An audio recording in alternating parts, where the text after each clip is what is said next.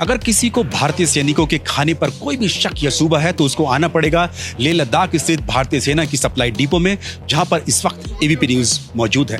नमस्कार, मैं हूं नीरज राजपूत और आज एबीपी अनकट में बात करेंगे भारतीय सेना की ऑपरेशन लॉजिस्टिक की, क्योंकि सर्दियों का मौसम आने वाला है और सर्दियों के मौसम में भारतीय सैनिक लाइन ऑफ एक्चुअल कंट्रोल यानी पूर्वी लद्दाख से सटी हुई एलएसी पर पूरी तरह से तैनात हैं चीन को सबक सिखाने के लिए।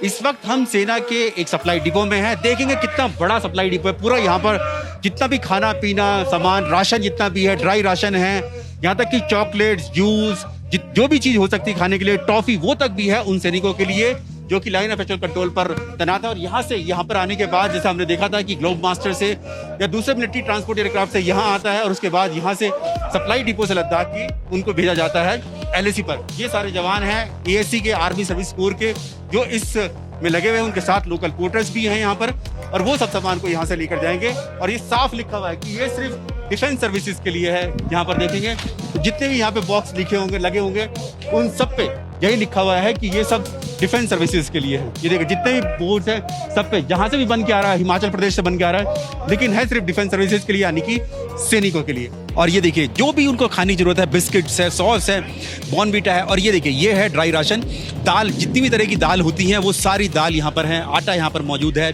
चावल यहाँ पर मौजूद है और शुगर यहाँ पर मौजूद है, जितना भी बेसन यहाँ पर मौजूद है, इन सब चीज़ों को सारी ये स्टॉक रखा गया है विंटर्स के लिए। और सारा खाना जाएगा, जैसे कि हम पहले भी बता चुके हैं एबीपी न्यूज़ पर कि आपको कि जो खाना होता है, राशन होता है, ये सीधा उन यूनिट्स में जाता है जहाँ पर जो सैनिक जो है एलएसी पर तैनात हैं। और उसके बाद जो उनके साथ जो रसोई या कुक होते हैं वो इन सब दाल, चावल, सब्जी, रोटी, सब चीज़ खुद पकाते हैं। और जैसे कि हमें यहाँ पे सेना के जो बड़े अधिकारी हैं एएससी के, उन्होंने बताया कि लोकल जो लोग होते हैं, जो गांव के लोग हैं, जो एलएसी पर गांव हैं, उनके साथ मिलकर इस सप्लाई को पूरा किया जाता है। क्योंकि जो सब्जियां उगाने का काम है या फल उगाने का काम है वो लोकल जो गांव वाले होते हैं, ग्रामीण होते हैं, वो करते हैं। और उनके साथ मिलकर हमारे सैनिकों का पेट पूरा भरा जाता है। क्योंकि सेना में पुरानी कहावत है कि army marches on it's stomach, यानी कि सेना और सैनिक जो है अपने पेट के बल पर आगे बढ़ते हैं। और सैनिक का पेट भरा होगा तभी वो दुश्मन का मुकाबला कर सकता है और दुश्मन के मुकाबले के साथ साथ उसको पीछे खदेड़ भी सकता है। इस वक्त हमारी जो सेना है, सैनिक है, वो लाइन ऑफ एक्चुअल कंट्रोल पर एलएसी पर तैनात हैं, चीन सीमा पर तैनात हैं। पिछले 4 महीने से तो तैनात ही हैं, पूरी ऑपरेशनली एकदम अलर्ट हैं। साथ ही अगले कुछ महीने और भी उनको अलर्ट रहना है, जैसा कि सेना ने और साथ ही सरकार ने भी साफ कर दिया है कि हमारे सैनिकों को ऐसे ही सरहद पर डटे रहना है। सर्दियों के मौसम में बर्फबारी में भी ऐसे ही तैनात रहना है, क्योंकि चीन कभी भी कोई भी चाल चल सकता है। उनकी चाल को नाकाम करने के लिए ही भारतीय सैनिकों के लिए विंटर स्टॉकिंग्स यहाँ पर की जा रही है। बड़े बड़े गोडाउन जितने भी हैं यहाँ सप्लाई डिपो में, वो सब यहाँ पर भरे हुए हैं ताकि हमारे सैनिकों का पेट पूरी तरह से भरा रहे। कोई भी जरूरत की सामान हो, उनको किसी भी तरह की कोई जरूरत का सामान की कमी ना हो, उसके लिए ही यहाँ पर ये स्टॉकिंग्स की जा रही है, यानी कि विंटर स्टॉकिंग की जा रही है। सारा स्टॉक यहाँ पर कर लिया गया है कि सर्दियों में अगले 5-6 महीने के लिए कि सैनिकों को खाना पीना, जूस, जो भी जरूरत होती है, चाहे शुगर हो, चाय हो, किसी भी चीज़ की जरूरत ना हो।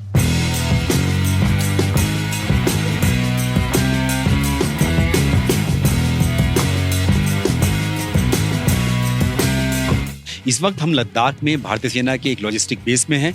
यहाँ पर दरअसल जो पेट्रोलियम बेस है ये, जहाँ पर तेल और दूसरा उससे रिलेटेड जो फ्यूल होता है वो यहाँ पर स्टॉक किया जाता है। बहुत बड़े इलाके में, बहुत बड़े एरिया में फैला हुआ ये पेट्रोलियम डिपो है।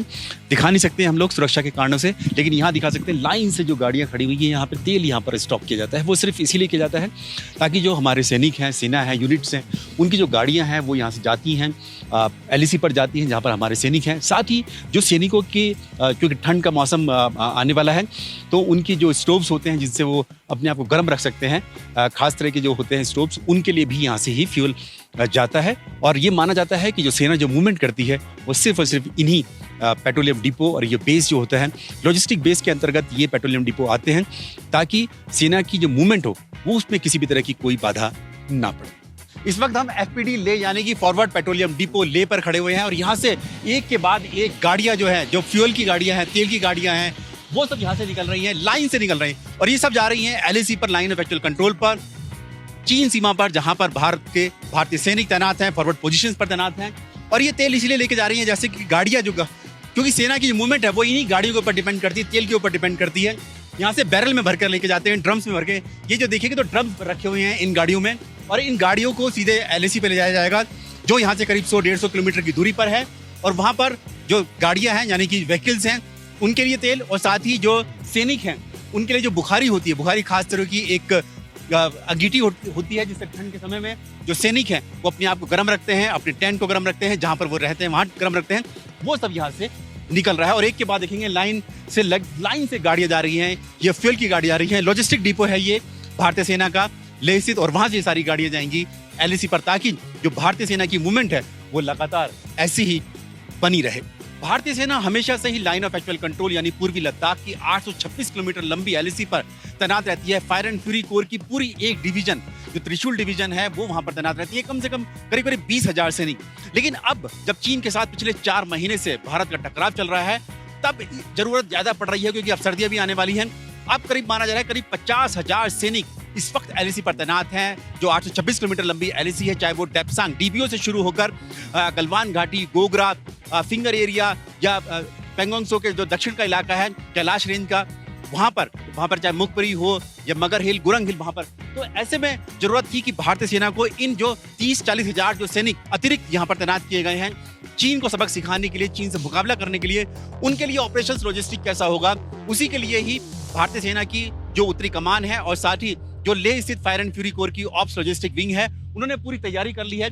हम यहाँ पर इस वक्त लेह लद्दाख में भारतीय सेना की एक R यूनिट या जिसे रेगुलेशन यूनिट बोला जाता है, जहां से सारी सप्लाई जाती है LAC की तरफ जाती है, फॉरवर्ड बेस पे जाती है, फॉरवर्ड इलाकों में जाती है, वहां देख रहे हैं। और ये कतार जो है गाड़ियों की, इनमें सामान है, गोला बारूद है, हथियार है, ये सब यहाँ से जा रहे हैं सीधा लाइन ऑफ एक्चुअल कंट्रोल, यानी कि सर्दियां शुरू होने से पहले, क्योंकि जो 2 एक्सेस हैं अभी लेह लद्दाख पहुंचने के लिए, उनमें थोड़ी मुश्किल आती है। जोजिला पास बर्फबारी में नवंबर-दिसंबर में बंद हो जाता है, और जो रोहतांग टनल है वो भी बंद हो जाती है। हालांकि अब ये माना जा रहा है कि जल्द ही जो अटल टनल का उद्घाटन हो जाएगा, तो 12 महीने खुली रहेगी, और इसके साथ साथ जो पदम एक्सेस है वो भी खुल जाएगा। तो भारतीय सेना की जो लेह लद्दाख के लिए जो सप्लाई लाइन है वो 12 महीने खुली रहेगी, और किसी भी चुनौती का सामना करने के लिए, चाहे फिर वो चीन की हो या फिर पाकिस्तान की, उसके लिए पूरी तरह से तैयार है।